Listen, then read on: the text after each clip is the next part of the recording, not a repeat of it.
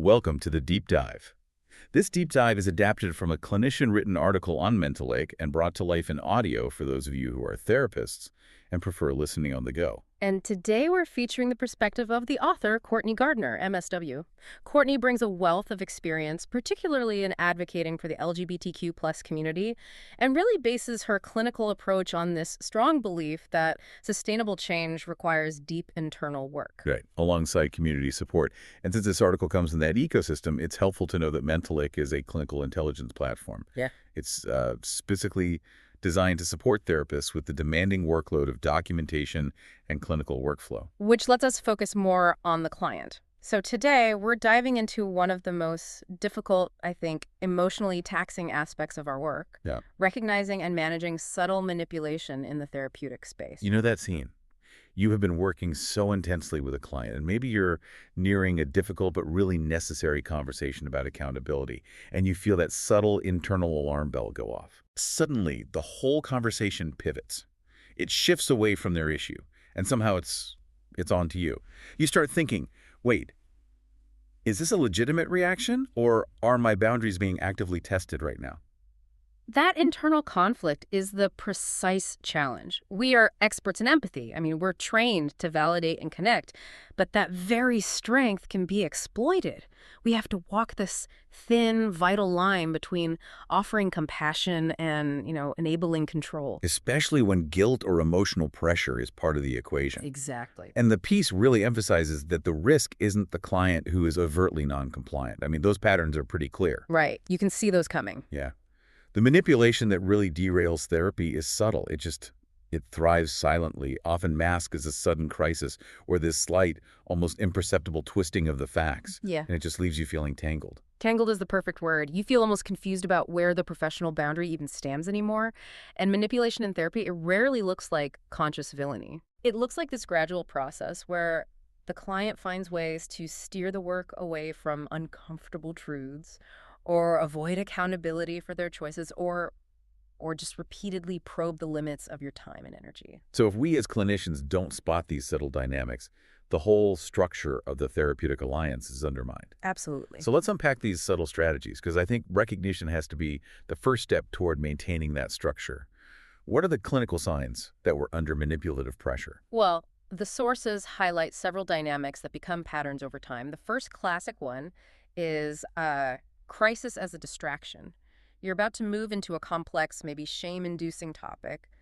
Let's say financial mismanagement. A tough one. A very tough one. And then suddenly the client manufactures or severely exaggerates a crisis at work or in a minor relationship. And because we are hardwired as helpers to, triage emotional fires, it completely stops the movement toward the underlying core issue.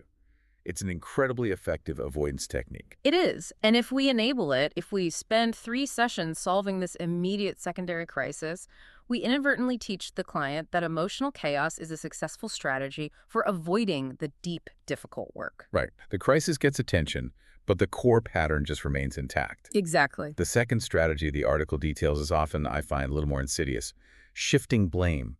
And this is more than just externalizing fault. It involves carefully distorting your words or reframing past events to position themselves as the perpetual victim. Yes. They redirect fault onto external circumstances, other people, or, and this is a key one, they subtly place the responsibility for their lack of progress onto the therapist. The idea that you haven't provided the right tool or the right insight. Precisely. And that leads directly to the third, and maybe the most emotionally charged strategy, which is guilt tripping. Using these emotionally loaded statements designed to make the clinician feel defensive about their level of care. Like, if you actually cared, you'd understand why I had to act that way.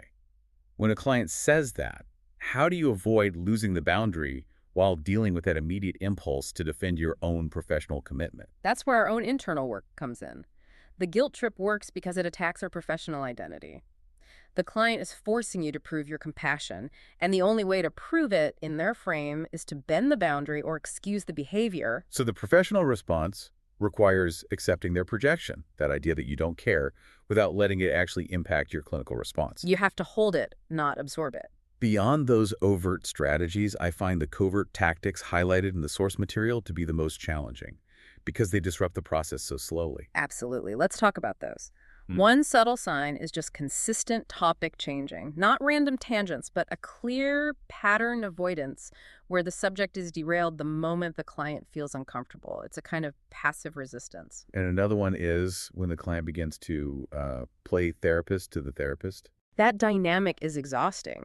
They analyze your tone, they question your responses, they might even offer you advice on how you might better communicate. It's a complete flip of the established dynamic. Mm. And it's a brilliant manipulative move because it forces you, the clinician, to expend energy explaining or justifying your position. It pulls focus completely away from their own self-reflection. It really does. And finally, the universal experience. The doorknob confession.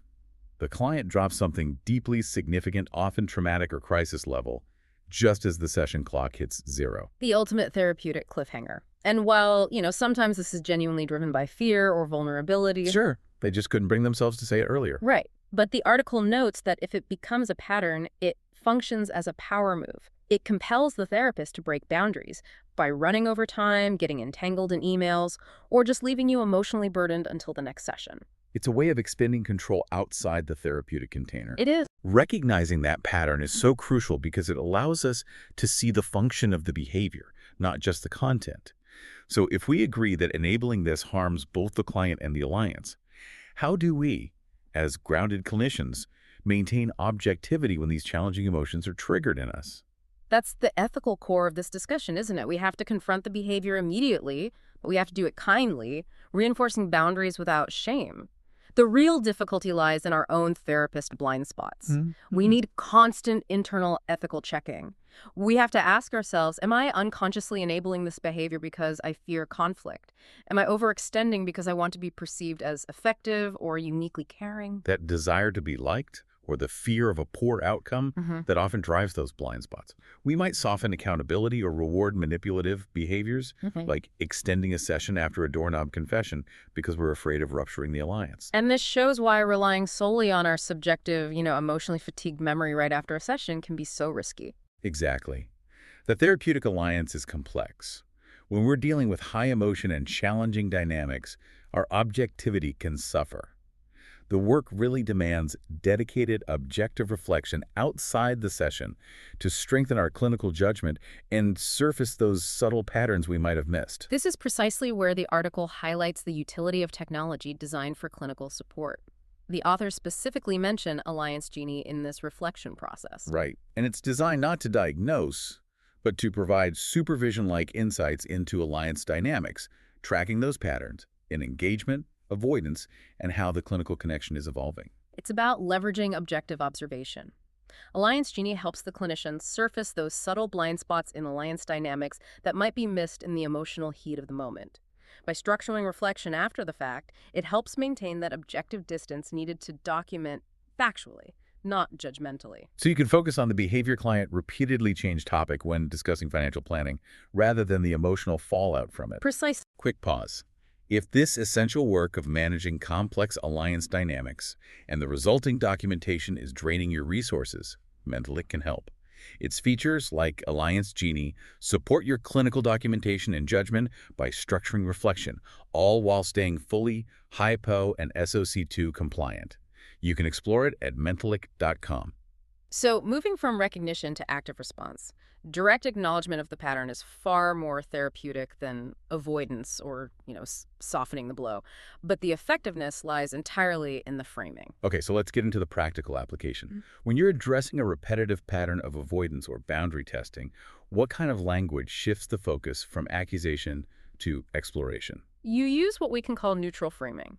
Frame the observation not as a moral failing, but as a behavior you want to explore together. For example, if a client consistently changes the subject, you might say something like, I noticed that when we start discussing accountability, the subject often shifts. Let's pause here and explore why that happens right at this moment. It invites curiosity and shared responsibility for the process. That is so much better than saying, you're avoiding the topic. It keeps them in the driver's seat of their own exploration. But what about that immediate boundary break, like the crisis at the end of the session that's fueled by guilt? There, you have to use a guilt-free boundary. You reinforce the time limit while still validating the content. You might say, this is clearly important, and I want to give it the proper time and attention it deserves. Since our time is up today, let's agree to start with this topic immediately at the beginning of our next session. So you haven't dismissed the issue, but you have absolutely enforced the container of therapy. Exactly, you've held the boundary. That same principle would apply to managing the doorknob confession. Right. If a client saves the biggest disclosure for the last 60 seconds, how do you proactively address that as a pattern? By setting clear expectations early on. If it's a pattern, you address the pattern, not the content of that specific confession. You might say, I notice we frequently reach major topics just as our session is concluding. I want you to feel safe bringing these things up. How can we make space for this earlier next time so we can discuss it fully without the time pressure? You're teaching them that the therapeutic space is safe enough for the hard things, not just the easy ones. Right. This brings us to a trauma-informed perspective, which feels essential here. We need to remember that manipulation is often a learned survival mechanism, not simply intentional deceit. It's a protective response, often rooted in past relational dynamics or trauma. That context changes everything. Our goal isn't to win an argument or catch them in a contradiction. It's to help the client recognize that these defensive behaviors, which maybe once helped them survive, are now interfering with their ability to connect authentically. Yes, and we redirect that energy back to agency. And the most powerful tool for that redirection is reflective listening that shifts avoidance into ownership. The article gives a great example. When a client shifts blame instead of arguing the facts, you reflect the underlying feeling and pivot toward action. For instance, it sounds like this situation made you feel powerless and threatened. How do you think identifying where you have control and taking ownership of that piece might change the way you move through this next week? That refocuses them from external fault to their own internal capability.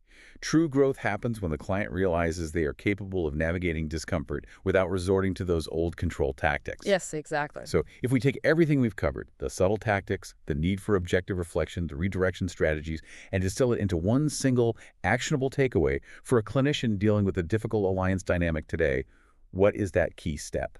Before you confront, reflect. Take the time to objectively ask yourself, am I reacting to a trigger or am I responding to a pattern? Am I maintaining professional objectivity or is countertransference clouding my judgment? So that moment of reflection is everything. It is. The quality of the boundary you set for yourself in that moment directly determines your effectiveness and it protects you from burnout. At the end of the day, it's one of the most helpful things you can do for yourself and for your clients. That is so powerful. Trust your instincts, stand your professional ground, and remember that when you hold that firm, safe structure, the client has the best possible environment for authentic change. And if you want objective support, tracking those subtle alliance dynamics and ensuring you have the factual, non-judgmental documentation necessary for supervision and ethical practice, Alliance Genie can help you reflect on these complex dynamics and strengthen your clinical connection. It's the structured clinical support you need when the emotional weight of the session is over. We appreciate you joining us for this deep dive.